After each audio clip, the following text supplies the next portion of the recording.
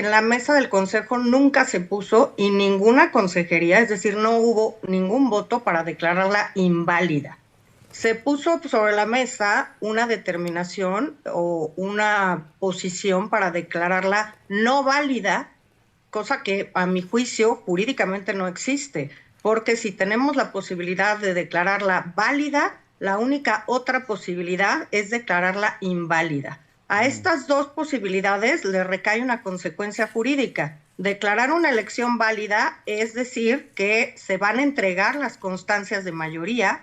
Declararla inválida es negar la entrega de las constancias de mayoría a las personas ganadoras. La que se puso sobre la mesa es una cosa un poco a medio camino y a mi juicio hasta contradictoria. No puedes decir que no es válida, pero entregar las constancias de ganadores y ganadoras a estas candidaturas. Es decir, ok, digo que no es válida, pero de todos modos reconozco que los que ganaron, ganaron y les entrego sus constancias de mayoría. Esa no es una solución jurídica. Y quien de alguna manera tuvo la decisión clave fue la consejera electoral Carla Humphrey, quien reconoció los indicios de irregularidades, pero votó a favor de la validez de la elección. Y vale la pena escuchar sus argumentos para comprender qué fue lo que sucedió, cuáles fueron los motivos jurídicos y electorales que la llevaron a tomar esta decisión. Y nos contactamos con ella vía Zoom. Es la consejera electoral Carla Humphrey. ¿Cómo estás, Carla? Buenos días. Hola, buenos días. Un gusto saludarte y gracias por este espacio. Igualmente, Carla. Oye, me gustaría, si te parece bien, comenzar a decir que declarar en todo caso la no validez de la elección no equivale a declararla inválida. Si nos pudieras aclarar a una servidora y al auditorio esto. Sí, la verdad es que creo que en la mesa del consejo nunca se puso y ninguna consejería, es decir, no hubo ningún voto para declararla inválida. Se puso sobre la mesa una determinación o una posición para declararla no válida, cosa que a mi juicio jurídicamente no existe, porque si tenemos la posibilidad de declararla válida, la única otra posibilidad es declararla inválida. A estas dos posibilidades le recae una consecuencia jurídica. Declarar una elección válida es decir que se van a entregar las constancias de mayoría. Declararla inválida es negar la entrega de las constancias de mayoría a las personas ganadoras. La que se puso sobre la mesa es una cosa un poco a medio camino y a mi juicio hasta contradictoria. No puedes decir que no es válida, pero entregar las constancias de ganadores y ganadoras a estas candidaturas. Es decir, ok, digo que no es válida, pero de todos modos reconozco que los que ganaron, ganaron y les entrego sus constancias de mayoría. Esa no es una solución jurídica, a mi juicio, y nadie dio este paso en el Consejo General del INE. Nadie dijo es inválida la elección, que esa era la otra opción. ¿Es inválida o es válida? La no validez, pero con efectos jurídicos de reconocer el triunfo, pues es una solución contradictoria en sí misma. No puedes decir que algo no es válido, pero reconoces que quienes tú dices que no ganaron, sí ganaron y les entregas las constancias de mayoría. Es una cosa como muy descafeinada, me parece, muy a la mitad, muy contradictoria en sus términos y en los hechos sin ninguna consecuencia jurídica, porque una decisión así va al tribunal a decir, no la declaré válida, pero ya les dije que sí son ganadores, ya les reconocí el triunfo y ya les di sus constancias de mayoría. ¿Qué va a hacer el tribunal? A mi juicio, va a decir o es válida o es inválida, pero no puedes quedarte a medio camino diciendo que no hay validez, pero que sí les reconoces los triunfos y por tanto sí les entregas esas constancias de mayoría. ¿Qué creo que es lo importante aquí? Decir que el Consejo General no se manifestó por la invalidez, que era la opción jurídica. Es decir, ningún consejero ni consejera dio ese paso de decir que la elección es o fue inválida. Se propuso una solución a medio camino para decir no es válida, pero reconozco los triunfos y les doy sus constancias. Entonces, a mí me parece que si había esos elementos, pues tendrían que haber actuado aquí así quienes los tuvieran. A mi juicio, que sí había, y lo relataste muy bien. Encontramos boletas apócrifas, encontramos aperturas de paquete, tenemos ya denuncias presentadas porque entraron en Chiapas a las casas de las y los presidentes de casilla para llevarse los paquetes electorales. Encontramos la misma caligrafía y la misma secuencia en la votación. Encontramos también paquetes electorales abiertos sin también la lista nominal de electores. Encontramos casillas con más del 100% de participación, lo cual es imposible, y obviamente incluso casillas con el 100% de participación, pues es algo que tampoco se ha dado nunca. Pero entonces... Y por tanto, ¿qué hicimos como consejeras y consejeros? Y aquí participamos todos. Hicimos un ejercicio después de la jornada electoral para ver todas estas irregularidades. Instruimos a nuestros consejos locales para que nos informaran de esos cómputos y de todas estas irregularidades que te estoy narrando, y con esos informes determinamos que esa votación no se iba a tomar en cuenta, que eran suficientes las afectaciones al principio de certeza jurídica para no tomar en cuenta ese voto. Es decir, el Consejo General dijo, no vamos a permitir esto que está pasando, y esos votos que se emitieron en esas condiciones no los vamos a tomar en cuenta. Es la primera ocasión que el Instituto Nacional Electoral decide anular, digamos, no anular, pero no tomar en cuenta. Se decidió que era inviable sumar los votos emitidos con estas características a la votación. Eliminamos 818 casillas que importaban pues casi 4 millones de votos, 3.7 millones de votos, porque estaban viciados según lo que nosotros encontramos. Esa es la determinación que tomó por unanimidad el Consejo General. Ahora, de ahí, además, ya se presentaron las denuncias correspondientes. Yo solicité una investigación incluso interna, porque ya tenemos denuncias presentadas contra capacitadores, asistentes electorales, contra supervisores electorales, porque en muchos de los temas se requirió necesariamente alguna complicidad de funcionarias y funcionarios electorales, y por esto se van a hacer estas investigaciones para deslindar las responsabilidades y pues por último también seguir actuando con las personas funcionarias y funcionarios públicos no del INE que también participaron en estos temas para que también sean sancionados. Por otra parte, respecto de los acordeones, tenemos distintas vías de investigación. La primera, se presentaron quejas y se están investigando estas, tanto en materia de fiscalización como en lo contencioso electoral. Por otro lado, también, por unanimidad también aprobamos una medida cautelar para que no se utilizaran el día de la jornada, y en casillas donde tenemos en las actas que se reportó que se estaban utilizando estos acordeones, y que nuestros funcionarias y funcionarios actuaron y les dijeron a estas personas que no podían estar en las inmediaciones de las casillas utilizando o repartiendo estos acordeones, y no cesaron esas conductas, también anulamos esta votación. ¿Cuáles podrían haber sido los efectos de cuando nosotros como Consejo General ordenamos esta medida a nuestros consejos locales que nos informaran todo esto? No sabíamos la cantidad de casillas que iban a estar involucradas en estas particularidades. Sin embargo, cuando ya nos hicieron el cruce, digamos, de las casillas que habían estado en todos estos supuestos, pues se llegó a la conclusión que eran estas 818 casillas, y que esto, en función de las casillas instaladas, casi 84,000, pues no llega ni al 1% de las casillas que se instalaron en el país. Y que por tanto la magnitud de lo que nosotros también vimos, pues no había sido determinante para los resultados de la elección. Podemos estar o no... Sí, perdón. Sí, perdón. No. Déjame hacerte dos preguntas sobre esto. Reconoces que hubo un montón de irregularidades, ¿no? No las suficientes, dices tú, para declarar inválida o no válida la elección. Reconocimos todas y todos en el Consejo General porque se votó por unanimidad. Pero a ti personalmente te pregunto. Sí, fue un ejercicio que hicimos todas las y los consejeros. Se dividió la votación por eso en distintos puntos. todo se votó por unanimidad. Eliminar esas casillas se votó por unanimidad. Reconocer esas irregularidades se votó por unanimidad. Sí, pero Lo único que no se estuvo de acuerdo, y aquí quiero ser muy clara, nadie en el Consejo General votó por la invalidez de la elección. Simplemente por la no validez. Exacto. No validez, pero con efectos jurídicos, que es entregar las constancias. La invalidez es no entregar las constancias. Pero a ti te pareció que no era suficiente para declararla no válida.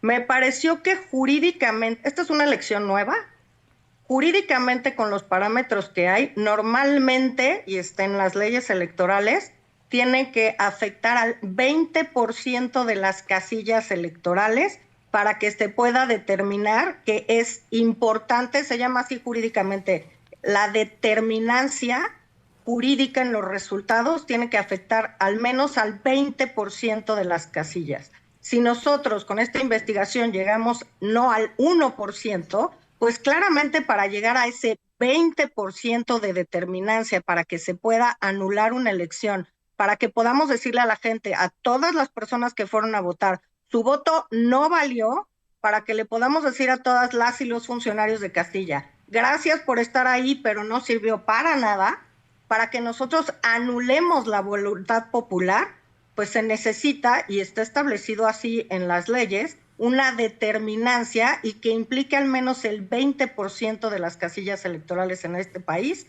que en los hechos no ocurrió. Podemos hacer otros cálculos de si las personas que aparecen en los acordeones, que hubo acordeones en todas las entidades, que hubo acordeones que no eran coincidentes, que favorecían a unas personas y a otras personas. Pero en su gran mayoría, de acuerdo a lo que también expuso el consejero Castillo, el 80 o incluso hasta el 85% de los distintos tipos de acordeones que hubo es coincidente con los resultados, Carla. Creo que fue el consejero Faz, pero el que hizo ayer esa manifestación, honestamente no sé cómo la hizo porque no nos compartió el análisis que hizo, ayer lo dijo en Consejo General.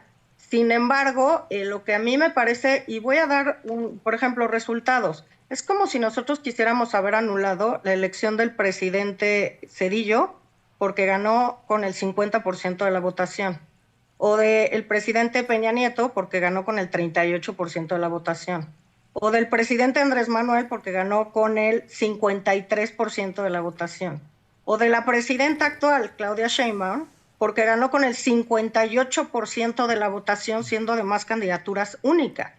Creo que también aquí hay que ver cuál fue el efecto real de los acordeones. Yo te quiero preguntar, Adela, ¿tú fuiste a votar? Sí.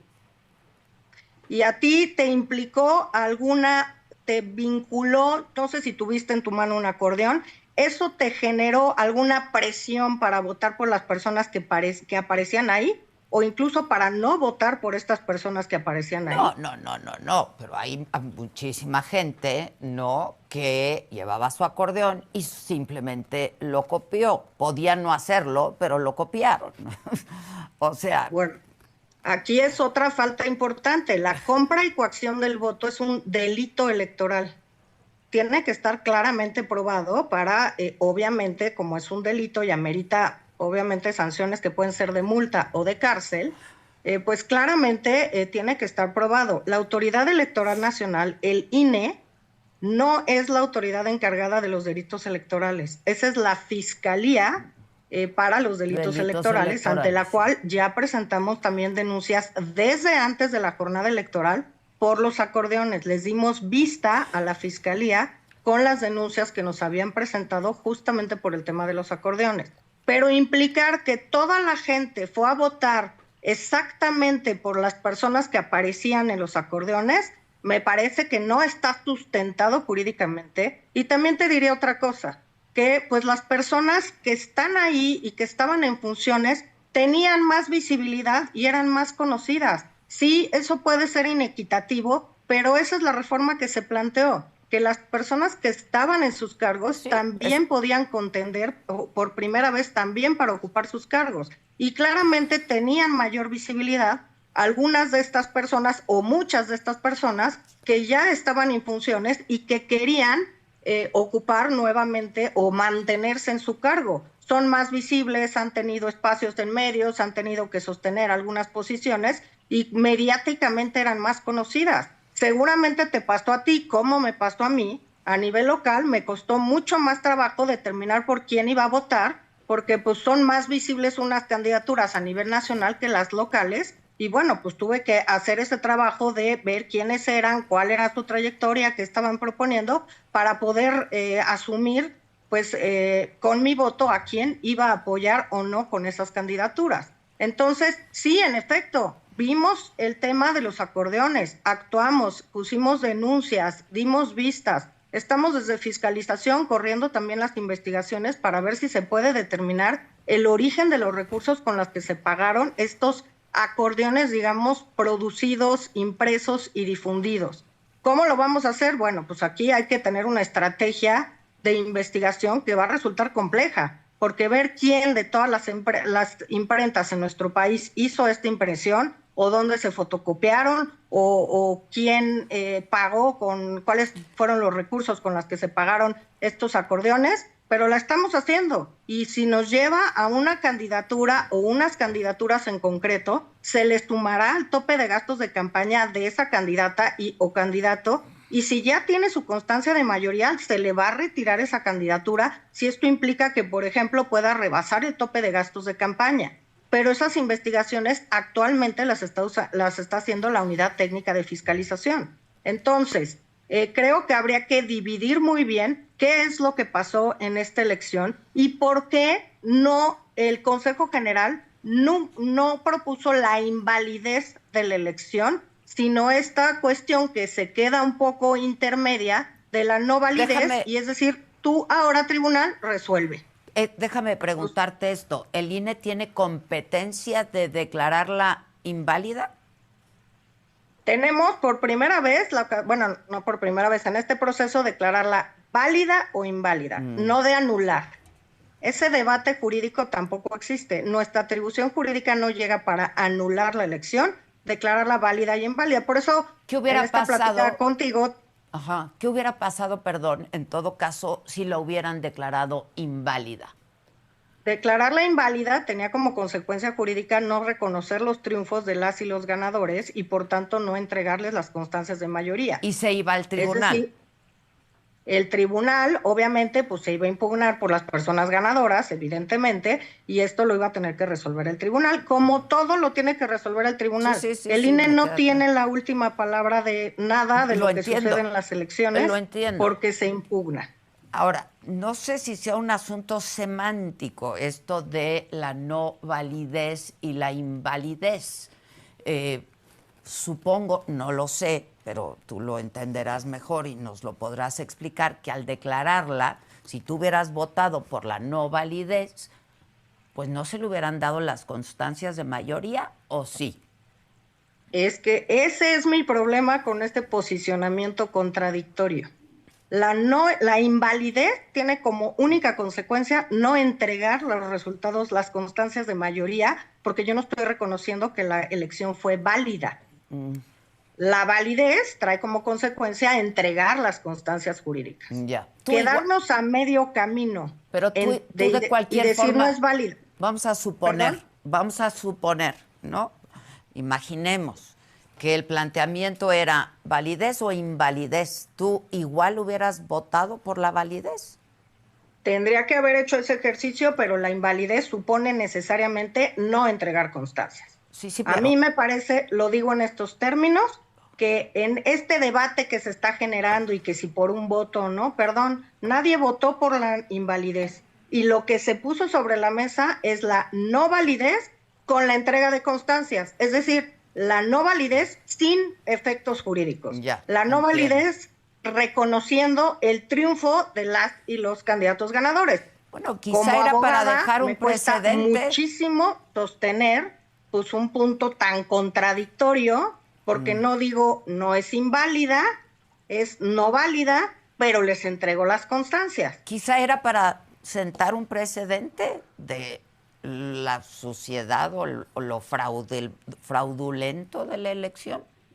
Me parece que podía haber tenido más un efecto quizá declarativo, pero jurídicamente nulo. Bueno, Porque al pero final de ¿qué cuentas hubiera pasado con reconocieron, tu voto, Carla? Te lo ¿perdón? pregunto, ¿qué hubiera pasado con tu voto si el escenario hubiera sido validez o invalidez y no Mi entrega? voto me parece que lo hubiera mantenido en las mismas condiciones, porque por todo lo que te contaba, el tema es que las casillas implicadas en todas las irregularidades que tú señalaste al principio y que nosotros investigamos y tenemos documentado, a ver, como autoridades nosotros no podemos solamente basarnos en los dichos, tenemos que tener pruebas y a veces quedamos en esto, ¿no? A ver, yo lo decía ayer, pues unas veces estás de un lado porque retiras la candidatura a candidatos a gubernaturas y entonces todo el mundo se te viene encima. Y en otra ocasión porque estás declarando que es válido reconociendo, porque claro que no estoy ciega. Y creo que el Instituto Nacional Electoral no estamos ciegos. Estamos diciendo muy claramente, no les vamos a permitir estas prácticas fraudulentas. Y tan no se les vamos a permitir que todos estos votos que tenemos probado que pasaron todas estas condiciones, no se van a tomar en cuenta. Señoras y señores que quisieron violentar la ley, pues no tuvo efectos porque estos votos simple y sencillamente no se contaron. No se tomaron en cuenta para la sumatoria final, los restamos de esa votación, casi 4 millones de votos, porque estaban justamente implicados o viciados por su emisión o desde su emisión. Eso es lo que estamos diciendo. Nos estamos haciendo cargo de esto que sí sucedió, que sí vimos y que no vamos a dejar pasar. Y quiero decirte otra cosa muy puntual. Casi el 70% de todos estos problemas en las castillas se dio en el estado de Chiapas. O sea, es alarmante la situación que llevamos viviendo ya en los últimos procesos electorales en el estado de Chiapas, que además acaba de convocar el Congreso del Estado, a votaciones en Panteló para el 31 de agosto, que recurrentemente no se han podido realizar. Aquí claramente es una llamada de atención para las autoridades en Chiapas, que están obviamente haciendo todas estas cuestiones, y también para la autoridad electoral, que tenemos que revisar qué pasa con las y los funcionarios electorales. Yo fui una de las que más enérgicamente propuso que en la elección de 2024 pudiera entrar la Guardia Nacional y el Ejército a custodiar esa elección, porque por los acuerdos de San Andrés Larrainzar desde 1994, resulta que no podían entrar las autoridades encargadas de la seguridad nacional a ese estado a vigilar qué es lo que pasaba con el desarrollo del proceso electoral, no solamente con la jornada electoral. Y precisamente en estas mesas de seguridad transmití esta preocupación que nos han dado a conocer nuestras autoridades electorales en el estado, de que es muy difícil resguardar las elecciones y el proceso electoral con autoridades meramente locales y sin implicación de las autoridades nacionales, que ocurre en todo el país, porque el INE pues no es una autoridad en materia de seguridad y estamos siempre de la mano trabajando para resguardar las distintas etapas del proceso electoral con el Ejército, con la Marina y con la Guardia Nacional, y me parecía que no había ni una sola razón para que no pudieran entrar estas mismas fuerzas al estado de Chiapas, como ocurre en todo el país, para también salvaguardar las etapas del proceso electoral. Ese para mí es un foco rojo muy importante. Ya, déjame volver rápidamente a la elección de la reforma judicial. ¿Dirías que este proceso que vimos fortalece o debilita la democracia? Porque hacías mención a lo que dije yo antes de que nos enlazáramos. Y pues también dije que es la cuarta vez que la reforma judicial y la elección de juzgadores se queda a un voto de derrumbarse. ¿Esto fortalece o debilita la democracia? Eso por un lado. Y el que haya quedado lo de ayer en 6 votos contra 5, ¿de qué nos habla en cuanto a nuestra democracia y esta reforma judicial que recién pasó? Pues yo creo que hablar de que se quedó un voto, somos un órgano colegiado, los votos se toman así por mayoría, y en este caso pues tuvimos debates importantes al interior del Consejo General y nunca se puso sobre la mesa, te voy a ser muy clara, nunca se puso sobre la mesa de consejeras y consejeros, que es, digamos, el otro espacio en que nosotros debatimos y de donde salieron todas estas investigaciones que hicimos. Nunca se puso sobre la mesa, nadie puso sobre la mesa de consejerías la invalidez de la elección. Absolutamente nadie. No es una idea que se hubiera platicado entre las 11 consejerías que tuvimos varias reuniones. ¿Qué creo aquí? Que bueno, aquí pasa como no pasa en otras determinaciones, que afortunadamente el sistema electoral tiene un blindaje de una resolución jurisdiccional y de una revisión de todas las decisiones que tome el Consejo General del INE, son revisables y analizadas en sede jurisdiccional siempre y cuando haya impugnaciones. Ya hubo impugnaciones antes del proceso de la jornada electoral, después de la jornada electoral, sí, antes de que diéramos los cómputos, y obviamente pues ayer vimos que ya hay partidos políticos que ya presentaron sí, estas impugnaciones para declarar la nulidad de este proceso electoral, que eso le corresponde jurídicamente a la Sala Superior del Tribunal Electoral del Poder Judicial de la Federación, salvo en el caso de la integración de la Sala Superior, que lo tendrá que resolver la Corte. Pero pues yo creo que esto habla que tenemos debates fuertes, sólidos, pero que nadie tuvo nunca en la mesa y nadie lo puso en ningún momento de la discusión, y que estuvimos armando y revisando este proyecto de acuerdo para declarar la validez, nadie puso sobre la mesa el tema de o la posibilidad de la invalidez. Entonces, que se armó un proyecto que atendiera todo lo que efectivamente vimos, y yo creo que, a ver, hay que ser también honestas y honestos. Es un proceso electoral, o fue muy, bueno, sigue siendo, todavía no termina, muy complejo, sin tiempo, sin recursos. Para la elección judicial se nos recortó el 58% de los recursos, sí, lo sé, y esto habla de tener casillas con mucha mayor votación. Obviamente, estos fenómenos que vimos hubieran sido, o en elecciones, digamos, con partidos políticos, son mucho menos comunes por distintas razones. La primera, porque son casi más del doble de casillas electorales.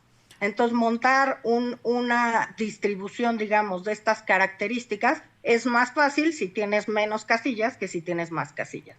Tenemos más funcionarios electorales, por lo tanto, determinar a qué casas tienen que entrar para robarse, porque así fue y así están presentadas las denuncias, los paquetes electorales, pues es más difícil, y además te haces de menos boletas en cada uno de estos robos, 750 versus hasta 2,250. 3, las elecciones están vigiladas también por los partidos políticos. Aquí la propia reforma limitó la participación de los partidos políticos, y por tanto no había tampoco ese contrapeso en las casillas que estuvieran vigilando que no sucedieran irregularidades o que se asentaran en nuestras actas para que se pudiera revisar después.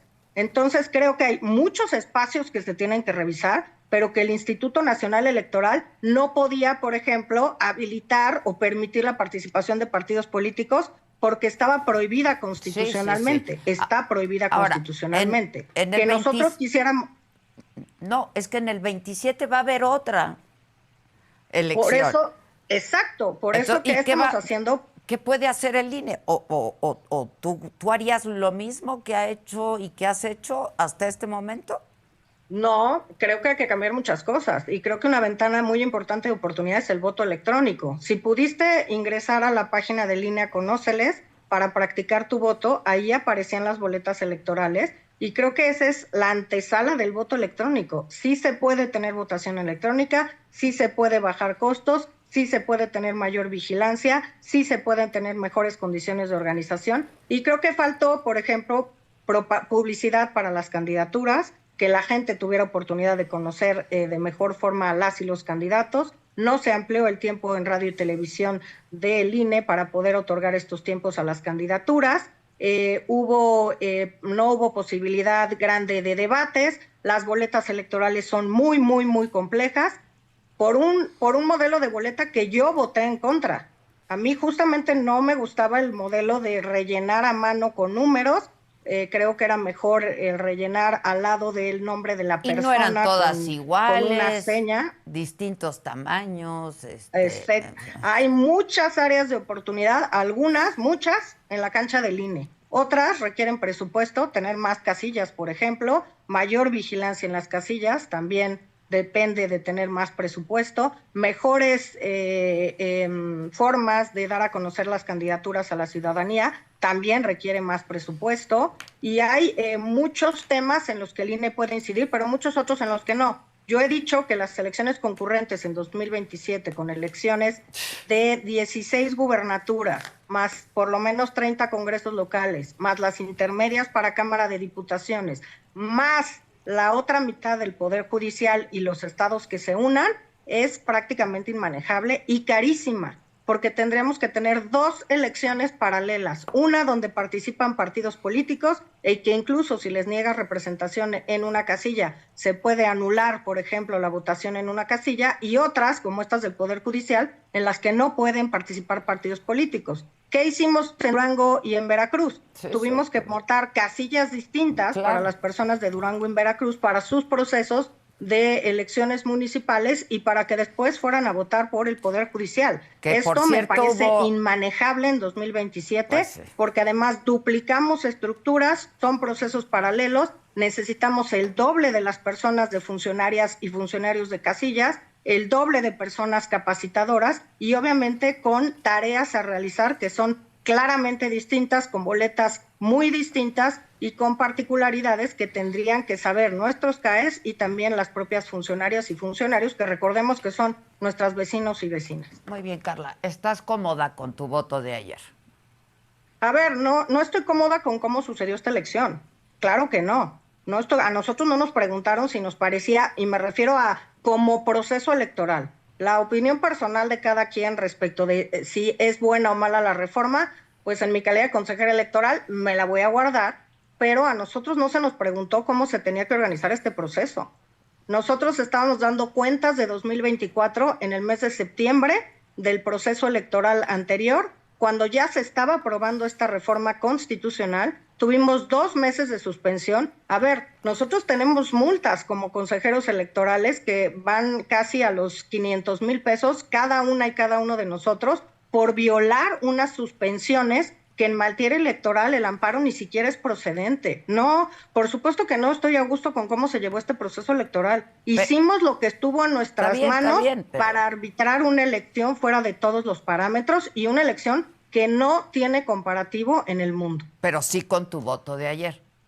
Mi voto de ayer está sustentado claramente en que no hay evidencias documentales que puedan llegar al 20% de las casillas electorales para que se declare la invalidez. Y sí estoy a gusto con mi voto, porque la no validez jurídicamente no es procedente, es tierra de nadie y es quedar en un camino a medias y en un café descafeinado, porque pues no reconocer la validez, pero dar las constancias de mayoría, pues el efecto jurídico es el mismo. Les estás dando tu hoja de que son ganadoras y ganadores a las personas que van a ocupar el Poder Judicial. ¿Te parecía ocioso?